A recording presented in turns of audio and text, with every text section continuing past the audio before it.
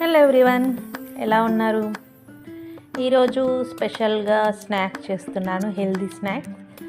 Coffee పెట్టుకున్నాను పక్కన.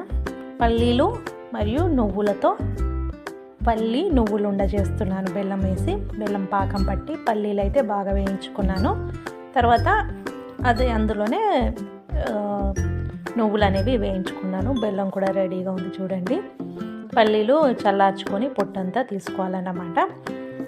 మొత్తం పొట్టు తీయాల్సిన అవసరం లేదు, కొంచెం అన్న పొట్టు ఉండాలి. మరి పొట్టు తిన్నా కూడా మంచిదే అండి. నేనైతే అలా ప్రిఫర్ చేస్తాను. ఇలా పొట్టు తీసేసుకున్నాక బెల్లం తీసుకున్నాను. ఇవి ఒక 4 కప్స్ దాకా అయ్యాయి. వాటికి ఒక 2.5 కప్ దాకా బెల్లం తీసుకొని అందులో కొద్దిగా వాటర్ వేసుకొని పాకం పట్టేసుకున్నాను.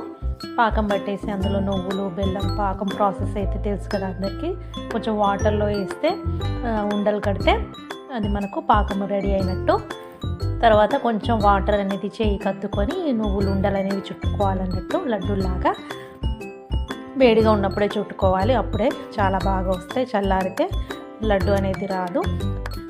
చాలా బాగా వచ్చింది. ఆ లడ్డూలు చుట్టి నా చెయ్యి అంత ఎర్రగా కందిపోయింది.